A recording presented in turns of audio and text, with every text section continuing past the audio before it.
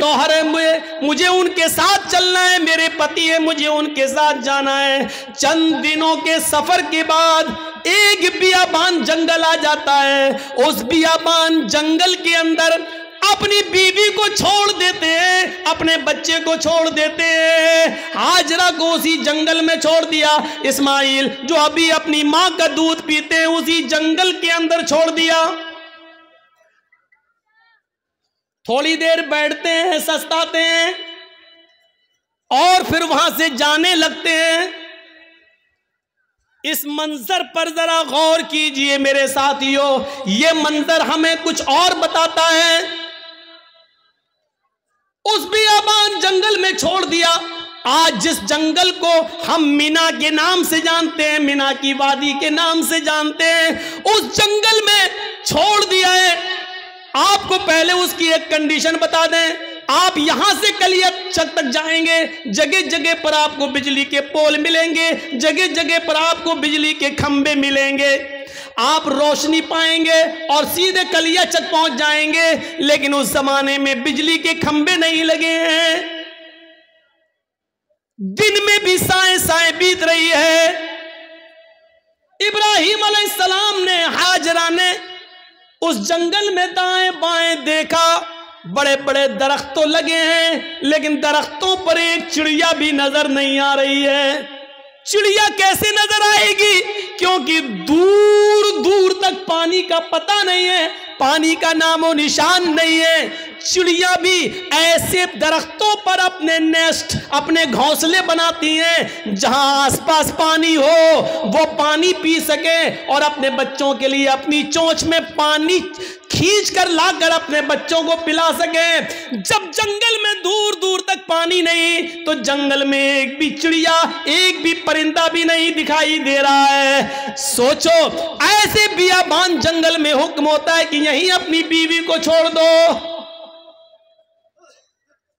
हजरत इब्राहिम थोड़ी देर बैठते हैं, फिर वहां से चलने लगते हैं। हाजरा ने देखा कि इब्राहिम जा रहे हैं, यहां तो कोई दुकान भी नहीं कि कोई सौदा लेने जा रहे हो, यहां तो दूर तक कोई सब्जी फरोश भी नहीं दिख रहा है कि जिससे सब्जी खरीदने जा रहे हो। जब उनको जाते हुए देखती हैं, अपने बच्चे को जमीन पर लिटाती है, जमीन पर, और पीछे पीछे चल के कहती हैं, कहां जा रहे हो।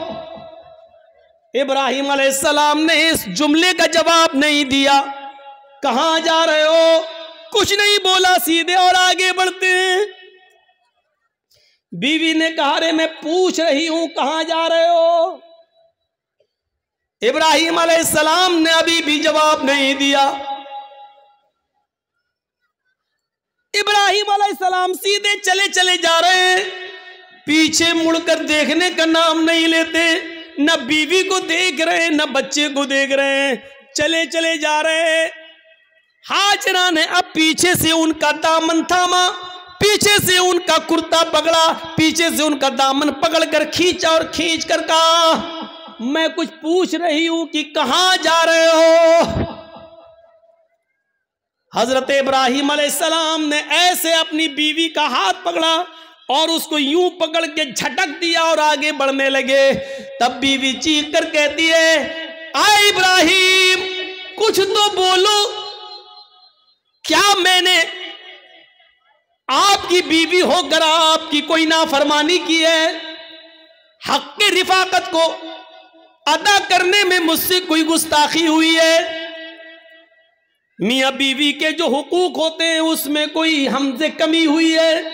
खिदमत में कोई कमी हुई है? आपकी सेवा में कुछ कमी हुई है? मुझसे कोई लग़्ज़िश हुई है जो इस बियाबान जंगल में मुझे और इस बच्चे को अकेले छोड़ के जा रहे हो? इब्राहिम अलैहिस्सलाम की आंखों में आंसू आ गए, लेकिन आंसुओं को जमीन पर नहीं गिरने दिया। आंखें चढ़ा ली, नजरें आसमान पे डाली और आंखों से गिरने वाले आंसुओं को आंखों ही में पी गए, उसका एक कतरा भी जमीन पर नहीं गिरने दिया। फिर इसका भी जवाब नहीं दिया, आगे बढ़ते गए। जब इसका भी जवाब नहीं मिला तो हाजरा एक जुमला कहती हैं, ऐ इब्राहिम जा रहे हो तो जाओ, लेकिन ये बताओ कि कब आओगे। इब्राहिम अलैहिस्सलाम के पास इस बात का भी जवाब नहीं, कुछ नहीं बोल रहे हैं। आगे बढ़ते चले जा रहे हैं, खुशी खुशी लाए, अच्छी बातें करते हुए लाए, बीवी से प्यार भरी बातें करते हुए लाए, लेकिन जब जंगल में छोड़ा तो ऐसे पीठ फेर ली जैसे ये मेरी बीवी ही ना हो। जो पूछ रही है उसका भी जवाब नहीं, बीवी के सवाल भी गलत नहीं है, सही कह रही है कि मुझे अकेले इस बच्चे को अकेले छोड़ के जा रहे हो, और वो भी इस बियाबान जंगल में, लेकिन जवाब नहीं है। आगे और बढ़ते हैं तो लास्ट में बीवी कहती है, हाजरा इब्राहिम जब तुम जवाब ही नहीं दे रहे हो, ये भी नहीं मालूम कि कब आओगे, शाम तक आओगे, कल आओगे, 2 दिन बाद आओगे, 1 हफ्ते के बाद आओगे, 1 महीने के बाद आओगे, 1 साल के बाद आओगे, या आओगे ही नहीं। किसी भी सवाल का जवाब जब तुम्हारे पास नहीं है तो मैं इसको क्या समझूं, इसका भी जवाब नहीं। कहती हैं, इब्राहिम मैं आपकी बीवी हूं, मैं आपकी अमानत हूं, पता नहीं आप कब आए, अपनी इस अमानत को किसके हवाले करके जा रहे हैं, ये तो बता दो। आप 10 साल के बाद आए, 20 साल के बाद आए, 1 साल के बाद आए, 2 साल के बाद आए, और अगर मैं जिंदा रहूं और मेरी इज्जत व आबरू न बच सके, जैसे एक बादशाह ने मेरी इज्जत व आबरू से खिलवाड़ करना चाहा, लेकिन अल्लाह की मदद की वजह से वो नहीं कर सका। वो अगरचे सारा थी, दूसरी बीवी थी, और उसके बदले में फिर उसने हमें भी दे दिया एक लौंडी की शक्ल में, जिसको आपने अपनी बीवी बना लिया। इब्राहिम मुझे ये बताओ कि अपनी अमानत को किसके सुपुर्द करके जा रहे हो, अगर मेरी इज्जत व आबरू महफूज न रही, मुझे किसके सुपुर्द करके जा रहे हो। बीवी जवाब कहती है, इला मन ततरुकुना, इब्राहिम आपने मुझे किसके हवाले किया है, हमें किसके जिम्मे सौंप के जा रहे हो, इस अमानत का जिम्मेदार कौन है। जब हाजरा ने यह कहा, कुरान के अल्फाज, इला मन ततरुकुना, आपने मुझे किसके सुपुर्द किया है, आपने मुझे किसके हवाले किया है। तब इब्राहिम अलैहिस्सलाम अब इसका जवाब देते हैं, लेकिन हाजरा की तरफ देख कर नहीं, बच्चे की तरफ देख कर नहीं। अगर पीछे घूमूंगा बीवी की शक्ल दिखेगी, मासूम बच्चे को देख लूंगा तो कहीं बीवी की और बच्चे की मोहब्बत मेरे दिल में ना आ जाए, और फिर मैं जिस काम के लिए अल्लाह के हुक्म से जा रहा हूं उस काम से कहीं मैं रुक ना जाऊं। ईमानी ताकत देखिए, ईमानी इस ताकत की वजह से वो बीवी को नहीं देख रहे हैं, बच्चे को नहीं देख रहे हैं। बीवी की मोहब्बत है, बच्चे की मोहब्बत है, लेकिन ईमान की ताकत देखिए। क्या कहते हैं, न बीवी को देखना गवारा, न बच्चे को देखना गवारा, और बीवी कह रही है कि मुझे किसके सुपुर्द करके जा रहे हो, इस जंगल में तो चिड़िया भी नहीं है, हमें इस जंगल में रात होगी, खतरनाक जानवर भी तो आ सकते हैं, मेरा क्या होगा, मुझे बताओ, मुझे किसके सुपुर्द करके जा रहे हो। इब्राहिम अलैहिस्सलाम ने कदम आगे बढ़ाते बढ़ाते, चलते चलते जवाब दिया, इल्लल्लाह, आए मेरी बीवी, मैंने तुझे और तेरे इस बच्चे को, मैंने तुझे और अपने इस बच्चे को अल्लाह के सुपुर्द कर दिया, अल्लाह के हवाले कर दिया है। यानी अल्लाह ने मुझे छोड़ने का हुक्म दिया, मैंने अल्लाह के हुक्म से तुझे छोड़ा, इस बच्चे को छोड़ा। मैं कहाँ जा रहा हूँ मुझे पता नहीं, अल्लाह जहाँ ले जाएगा मैं जाऊँगा, जो हुक्म देगा मैं करूँगा, कब आऊँगा इसका भी कोई पता नहीं, जब तक उसकी इजाजत हुक्म ना होगा मैं नहीं आऊँगा। आए मेरी बीवी, मैंने तुझे और इस बच्चे को अल्लाह के सुपुर्द कर दिया है, अल्लाह के हवाले कर दिया है। अब इब्राहिम अलैहिस्सलाम की बीवी का भी जवाब सुनो। जब देख लिया कि मेरे शौहर ने मुझे अल्लाह के सुपुर्द कर दिया तो उसके ईमान की कैफियत देखो। अब हाजरा के अंदर भी अल्लाह का नाम सुनकर जो ईमान पैदा हुआ, जो ईमानी ताकत आई, अब वो उस जंगल के खतरों से नहीं डर रही है, उस बियाबान जंगल से नहीं डर रही है, उस जंगल के अंदर रात में कितने खतरनाक जानवर आएंगे उनसे नहीं डर रही है। इब्राहिम से कहती है जब आपने मुझे अल्लाह के सुपुर्द कर दिया, अल्लाह के हवाले कर दिया, जाइए, अब आपको रुकने की जरूरत नहीं है। इज़ल्ला युज़िउदल्लाहु अबदा। इब्राहिम मेरी तरफ से और बच्चे की तरफ से बेफिक्र हो जाइए, चिंता मत करिए, घबराइए नहीं। अल्लाह हमको ज़ाये नहीं करेगा, अल्लाह हमको बर्बाद नहीं करेगा, अल्लाह हमारा नुकसान नहीं करेगा, क्योंकि आपने मुझे अल्लाह के हवाले कर दिया है, अल्लाह के सुपुर्द कर दिया है। ये होती है ईमान की ताकत जो आज हमारे अंदर नहीं है। ये ईमान जब हमारे अंदर नहीं है तो जिल्लत तो आएगी, रुसवाई तो आएगी। अल्लाह ने इसी ईमान के बारे में कहा था, वला तहनु वला तहज़नु व अंतुमुल अअलौना इन कुंतुम मोमिनीन। हम इज्जत देंगे, बुलंदी देंगे, लेकिन ईमान पहले पैदा करो अपने अंदर, मोमिन बनकर दिखाओ। हाजरा ने मोमिना बनकर दिखाया, इब्राहिम ने मोमिन बनकर दिखाया, तो अल्लाह की मदद भी आई और बुलंदी भी मिली। अब देखो अल्लाह की मदद कैसे आती है। जब ईमान इनके अंदर पैदा हो गया, इब्राहिम ने अपने ईमान का हक अदा किया, हाजरा ने भी ईमान का हक अदा किया। अभी तक पीछे पीछे दौड़ रही थी कि बताओ मेरा क्या होगा। लास्ट में कहती है कि मुझे किसके सुपुर्द करके जा रहे हो। जवाब मिला अल्लाह के। फिर हट जाती और कहती अब जाओ, हमारे और बच्चे की तरफ से बेफिक्र हो जाना, अल्लाह ने जो हुक्म दिया उसको करिए, अल्लाह हमें जाये नहीं करेगा, अल्लाह हमें बर्बाद नहीं करेगा। वो उस बियाबान जंगल में रुक जाती है, उसी जंगल में रहने लगती है। गौर करो कि उस जंगल में 2 या 3 दिन के लिए ही पानी था, 2 या 3 दिन के लिए सत्तू था, इसके अलावा हाजरा के पास कुछ नहीं था। सत्तू खत्म हो जाते हैं, पानी खत्म हो जाता है, कोई काफिला भी वहां से गुजरता नहीं है। क्यों कोई काफिला गुजरेगा? कोई बस्ती भी आबाद नहीं है, दूर दूर तक पानी का पता नहीं है। मैं मां हूं, 2-4 दिन भूखी प्यासी रह सकती हूँ, लेकिन ये मासूम बच्चा है जो मेरा दूध पीता है, जब मुझे कुछ मिलेगा नहीं तो दूध बनेगा कैसे? मैं खाऊंगी तो दूध बनेगा, जब दूध बनेगा तो बच्चा पिएगा। मैं प्यासी हूं, 2-4 दिन रह सकती हूं, लेकिन बच्चे को प्यासा कैसे रखा जा सके? गौर करो, तमाम शक्को शुबहात उस औरत के दिल में है, लेकिन अल्लाह पर भरोसा है, ईमान है अल्लाह की जात पर। अपने बच्चे को लिटाती है, कहती है चलो कोशिश करके देखती हूं पानी मिल जाए। दाएं देखा, बाएं देखा, उसको कुछ नजर नहीं आ रहा था। सामने एक पहाड़ी नजर आई, उस पहाड़ी के ऊपर चढ़ जाती है, अपने बच्चे को जमीन पर छोड़ती है, उस पहाड़ी के करीब जाती है। उस पहाड़ी का नाम है सफा। उस पहाड़ी पे चढ़कर, ऊंचाई पे चढ़कर नीचे की तरफ देखती है।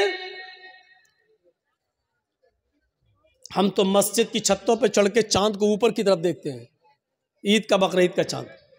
वो ऊंचाई पर चढ़कर नीचे की तरफ देखती है, शायद इस पहाड़ी के नीचे कोई बस्ती रहती हो, कोई गांव हो, कोई अल्लाह के बंदे रहते हो, और मैं उनसे थोड़ा सा पानी मांग लूं बच्चे को पिलाने के लिए। वो जिस उम्मीद के साथ गई, उसकी उम्मीद पूरी नहीं हुई। पहाड़ी पे चढ़ के नीचे देखती है, लेकिन वहां कोई बस्ती नहीं है, कोई आबादी नहीं है, कोई गांव नहीं है। उसने उस बस्ती, उस पहाड़ी पे चढ़ के फिर घूम कर दूसरी तरफ देखती है कि उधर भी एक पहाड़ी नजर आ रही है। चले उस पहाड़ी के ऊपर चढ़ के देखें, शायद उधर पानी मिलता हो, या उस बस्ती के, उस पहाड़ी के नीचे कोई बस्ती आबाद हो। वो वहां से चलती है, कुछ देर रुक के चलती है, स्लो चलती है, और बच्चे की प्यास जब उसके दिमाग में आती है तो थोड़ा सा तेज दौड़ती है, तेज दौड़ती है, फिर थोड़ा सा स्लो होती है। वो 2-3 बार तेज दौड़ती है, 2-3 बार स्लो दौड़ती है। सफा से मरवा जाती है, लेकिन मरवा जाने के बाद भी उसको कोई बस्ती नजर नहीं आती। अब उसको मालूम है न सफा के नीचे कोई बस्ती है, न मरवा पहाड़ी के नीचे कोई बस्ती है, लेकिन बच्चे की प्यास जब देखती है तो बार बार जाती है, शायद कोई आने वाला आदमी मिल जाए, कोई काफिला मिल जाए, मैं किसी से पानी की चंद घूंट मांग कर बच्चे को पिला दूं। बच्चा अंगूठा अपने मुंह में रख के चूस रहा है। हदीस की किताबें कहती हैं सफा और मरवा के दौड़ दौड़ कर हाजरा ने 7 चक्कर लगा लिए। सफा से मरवा 1, मरवा से सफा 2, सफा से मरवा 3, मरवा से सफा 4, सफा से मरवा 5, मरवा से सफा 6 और फिर सफा से मरवा 7। फिर मरवा से सफा पर नहीं आई, 7 चक्कर लगाकर ना उम्मीद हो गई कि अब पानी नहीं मिलेगा, तो अपने बच्चे के पास आकर बैठ गई, नजरें आसमान पे डाली। इलाहुल आलमीन, तुझे मालूम है, तू सब कुछ जानता है, तेरी जात से कोई चीज छिपी हुई नहीं है। 3 दिन पहले जब मेरा हस्बैंड, मेरा शौहर जा रहा था, मैंने उससे पूछा मुझे और इस बच्चे को किसके हवाले करके जा रहे हो? उसने कहा इल्लल्लाह, अल्लाह के हवाले।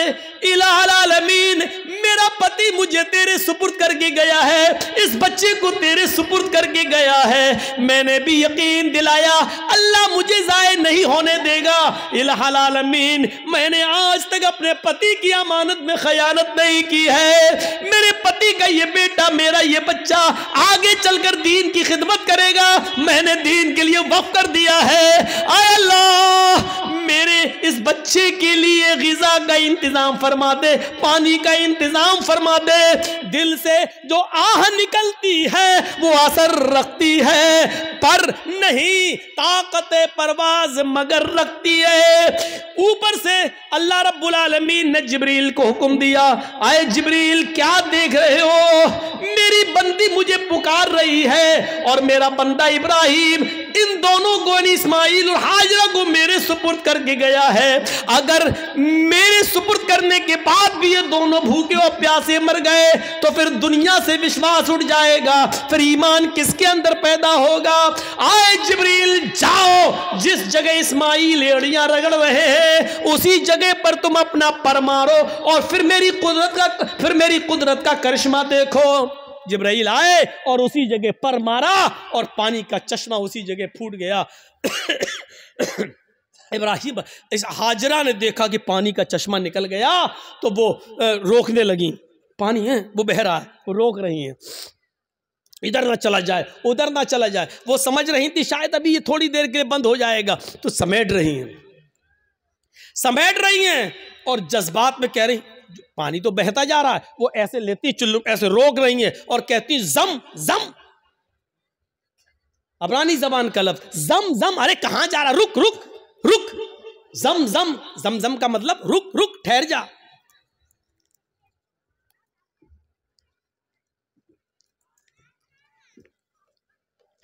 ठहर जा, रुक जा, कहां जा रहा? रुक। ये जमजम का लफ्ज भी अल्लाह के रसूल को इतना पसंद आया कि आपने जमजम के लफ्ज को जमजम ही रहने दिया, इसके लिए कोई अरबी का लफ्ज इस्तेमाल नहीं किया। रुक रुक। पानी नहीं रुकता तो उन्होंने मुडेर बांध दी, वही मिट्टी से इकट्ठा करके ऐसे बनाती चली गई, मुडेर बांध दी। अल्लाह के नबी ने एक बार खुतबा दिया था और कहा था अल्लाह हाजरा पर रहम फरमाए, अगर हाजरा ने मुंडेर न बांधी होती तो अल्लाह उस पानी को पूरी दुनिया में फैला देता। और जो चीज़ पूरी आम हो जाए तो उसकी कदर कम हो जाती है। आज देख रहे हो ना, हमारे मुल्क में भी बहुत से लोग एक पानी की पूजा करते हैं, गंगा जल, लेकिन चूंकि वो इतनी ज़्यादा तादाद में है कि अब उसकी कोई कदर नहीं रह गई है। बाकायदा गवर्नमेंट को गंगा की सफाई के लिए पैसा देना पड़ता है और गंगा की सफाई की वजह से सरकारें बदल भी जाती हैं। इसने गंगा का ख्याल नहीं रखा है और कभी कभी गंगा का नाम लेकर लोग बोर्ड भी मांगते हैं, न मुझे आपने बुलाया है न मैं आया हूँ, मुझे माँ गंगा ने बुलाया है। इस तरीके से लोगों को भावुक करके माँ गंगा को माँ कहकर इस तरीके से लोग उसको नीलाम भी करते हैं। एक तरीके से देखा जाए तो इस तरीके से आज उस पानी की क्या कदर है। लोग उसमें पेशाब भी कर रहे हैं, पायखाना भी कर रहे हैं, लेटरिन भी कर रहे हैं, सब कुछ हो रहा है उसके अंदर है। इसीलिए उसकी सफाई के लिए पैसा मांगा जा रहा है, ये किया जा रहा है, वो किया जा रहा है। लेकिन जमजम को देख लो, आज कितनी कदर की नजरों से देखा जाता है। आज भी सऊदिया में होने के बावजूद भी आप देख लीजिए उस पानी की कैसी कदर है, उस पानी की इज्जत कैसी है। और उस पानी की खुसूसियत यह है कि जो लोग 5 साल पहले हज करके आए हैं और जमजम लेके आए होंगे, आज भी उनके घर में जमजम अगर 5 साल पुराना भी रखा होगा तो उसमें न तो कीड़े पड़े होंगे न जरासीम पड़े होंगे। ये एक कैफियत, ये एक कशिश रखी है अल्लाह रब्बुल आलमीन ने उस पानी के अंदर। ये जीता जागता मौजज़ा, चश्मा जारी हो गया। ईमान था तो अल्लाह ने इज्जत भी दी, ईमान था तो अल्लाह ने बुलंदी भी दी। ईमान की ताकत होनी चाहिए। और इतना ही नहीं, अब आप कहोगे कि हाजरा को इज्जत क्या मिली? इज्जत नहीं मिली। वो हाजरा जो ईमान की ताकत की वजह से इब्राहिम को छोड़ देती है और अपने बच्चे के लिए पानी की तलाश में सफा से मरवा के चक्कर लगाती है। 7 चक्कर लगाए। मैंने कहा था शुरू में, कभी स्लो दौड़ती है, कभी तेज दौड़ती है। अल्लाह के रसूल सल्लल्लाहु अलैहि वसल्लम ने हज का रुकन बना दिया है, सफा और मरवा के चक्कर लगाओ। जब तक तुम सफा और मरवा के चक्कर नहीं लगाओगे, न तुम्हारा हज माना जाएगा, न तुम्हारा उम्रा माना जाएगा। और औरतों के लिए तो खास कर दिया कि तुम तो सीना तान कर अकड़ कर तेज न दौड़ो क्योंकि तुम्हारी बेपर्दगी होगी। लेकिन हाजरा जहां जहां तेज दौड़ी थी और थोड़ा सा अकड़ के ऐसे दौड़ी थी, अल्लाह के नबी सल्लल्लाहु अलैहि वसल्लम ने मर्दों को हुक्म दे दिया कि जब भी वो सफा से मरवा, मरवा से सफा की चक्कर लगाएं तो जहां हाजरा तेज दौड़ी थी वहां उनको भी तेज दौड़ना है, जहां हाजरा स्लो हुई थी वहां तुम्हें भी स्लो होना है। और हाजरा ने जहां सीना निकाल कर दौड़ लगाई वहां तुम्हें भी थोड़ा सा सीना निकालना। अब इतना भी नहीं कि गामा पहलवान लगो है, तो जहां थोड़ा सा हल्का था सीना निकाल के चली थी, तुम्हें भी उतना निकाल के चलना है। ये इज्जत दी अल्लाह ताला ने, ये ईमान की ताकत है। ईमान होगा, मोमिन होगे तो हम तुम्हें बुलंदी देंगे। इससे बड़ी एक औरत की इज्जत क्या होगी? किसी भी मजहब के अंदर औरत को यह इज्जत नहीं मिली। हाजरा ने जहां अपना कदम रखा, हर हाजी वहां अपना कदम रखता है। जहां हाजरा दौड़ी थी, हर हाजी को वहां दौड़ना पड़ता है। हाजरा ने जितने चक्कर लगाए, हर हाजी को उतने चक्कर लगाना पड़ते हैं। और हाजरा के नक्शे कदम को अल्लाह ने अपनी इबादत का एक हिस्सा बना लिया। एक औरत के पैरों के निशान, एक औरत के पैरों की टापें, एक औरत की पैरों की पैरों की धड़कनें, पैरों की खटखटाहट को अपनी इबादत का हिस्सा जोड़ दिया है कि जब तक तुम हाजरा की इस अदा को जिंदा नहीं करोगे, हमारी इबादत का हक अदा नहीं होगा, तुम हमारी इबादत नहीं कर सकते हो। हाजरा के नक्शे कदम को अपनी इबादत से जोड़ दिया हो, इससे बड़ा मकाम क्या होगा, इससे बड़ा दर्जा क्या होगा? जरा अंदाजा लगाओ। दुनिया की सारी कौमें चीखती और चिल्लाती रहें कि औरतों को इस्लाम ने 4 दीवारी में बंद कर दिया, बुर्के में रखकर उनकी तरक्की की राह में रुकावट बन गए।